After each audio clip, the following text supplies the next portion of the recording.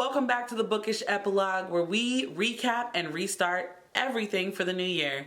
Today, we are talking about books I read this year that I absolutely loved. These come in no particular order. I decided instead of doing a best and worst, I would just focus on the books that really I remember that I read them this year, and I want you guys to remember that I read them this year and that you should read them too. Obviously, these are in no particular order, so I just want to get the two romance books out of the way. The first one is Sweet Hand by N.G. Pelletier, and the second one is The Neighbor Favor by Christina Forrest. Like I said, these two books I thoroughly enjoyed. Sweet Hand is about a pastry chef who ends up, I think it's enemies to lovers trope, and then I don't even know what trope technically The Neighbor Favor is, but it's the girl who ends up living next to her favorite author who just so happens to be super hot. So both of these things kind of fit into my ideal world of if I had to do something like a meet cute, which thanks to O'Shley and Troy for teaching me this word. Both of those scenarios would kind of be my best case scenario moments. I did want to get those two out of the way because I don't really have much extra thoughts when I realize I don't really know how to critique romance books in a way. I know how to talk about fantasy books, but not really romance books. So maybe I do need to work on that for next year, but we'll add that to the resolution list. Another book that really just spoke to my soul was Theo Tan and the Iron Fan by Jessie Q. Sutanto. Listen, the Theo Tan series was a series that I just randomly saw and was like, hey, let me read it. I really enjoyed the first book, and the premise of the first book prompted me to pick up the second book.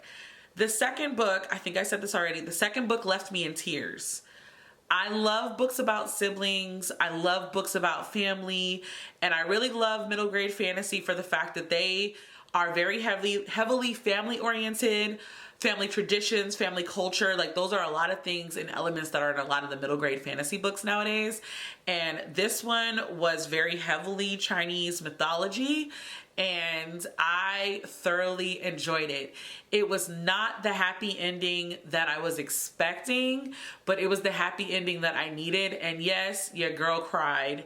And I do recommend that if you really want to get in the feels, that the audiobook, the voice narrator's voice really gave me the emotion that I needed, and I would read it again. I'm actually wondering if there's going to be a third book in the series or if this was duology. I'm kind of also afraid to look it up because I feel like if it was a duology, then that's all we're gonna get, and I will be super sad. But yes, I always keep saying, middle grade, for especially the last couple years, has actually just been beating the crap out of YA, and I've actually been finding myself phasing out of YA a lot more and going more towards adult, and that has been very interesting in terms of reading. But either way, if you're asking me which fantasy is still kicking butt, try some middle grade fantasy. The storylines have been slapping, and they're pretty creative. They're not all the same type of stories, unlike YA.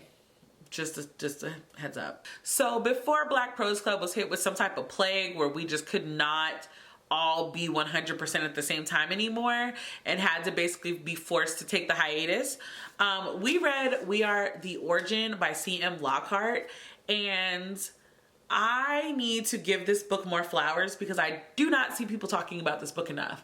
So one, this story focuses on a dark-skinned, muscular, can whoop your behind woman, Brandy. And that alone is something that is so gratifying because not only was it focused on this dark-skinned baddie, but she also had a black man who stood beside her.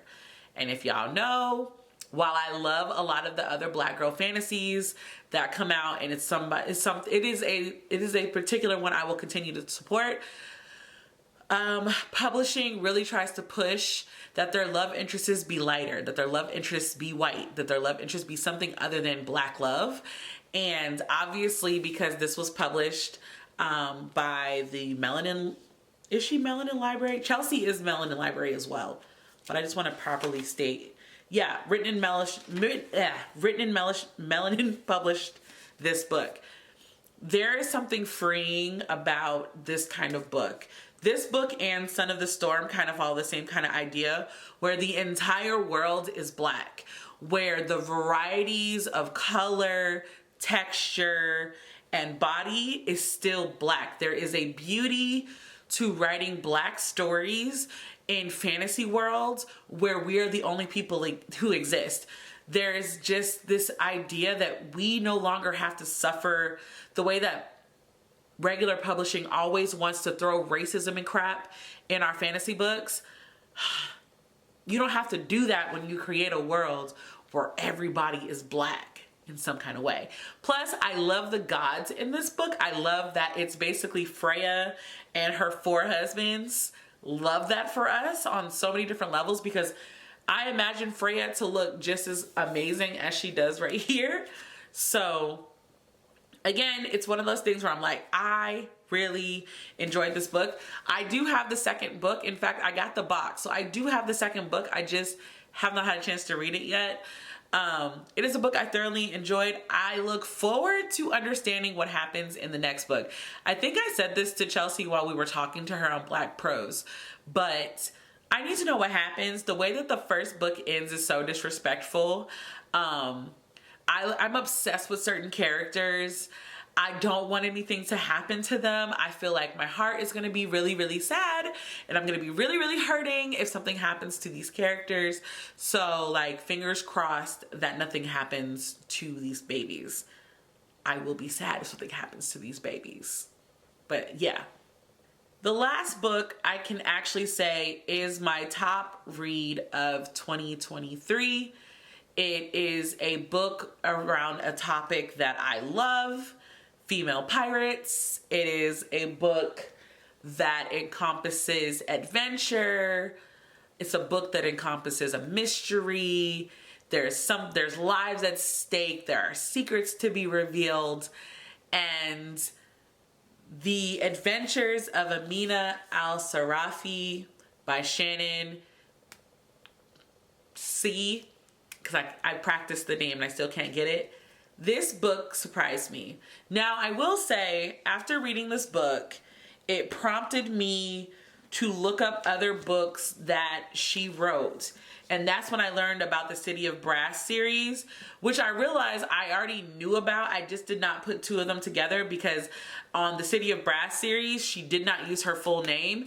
And I later learned that the reason she didn't use that was because she was trying to act like she was doing own voices, but she's not. She just married into the family. So I do recognize that particular aspect of her, and I'm still shading, like, giving her the side eye for that. But this book was fantastic. The City of Brass series, A1. So I'm recognizing that she's a good writer, and I hope that she's taken the criticism to heart, because even her little biography is non-existent. Like, there's nothing here. Also, because this is a fairy loot, like, come on.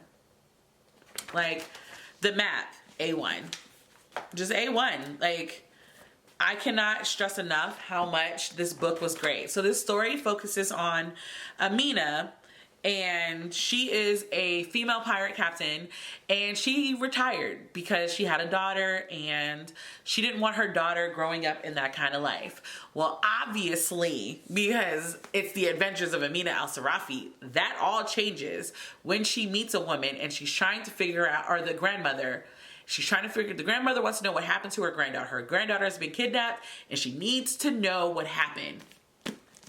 Loved it. Loved it, loved it, loved it. I love the breaking of the fourth wall. Did I hybrid? I think I hybrided. No. I listened to the audiobook once and I read the book once. When I tell you, cannot stress the enjoyment. The audiobook is actually really good. The way that the narrator of the story, ooh, sorry, the metallic is messing up the camera. The way that the narrator of the story breaks the fourth wall, i.e. Amina, breaks the fourth wall and talks to the person that is chronicling the story. I love that. It really gave me like storyteller vibes. Excuse me. And to hear it be done on audiobook, it really brought it to life.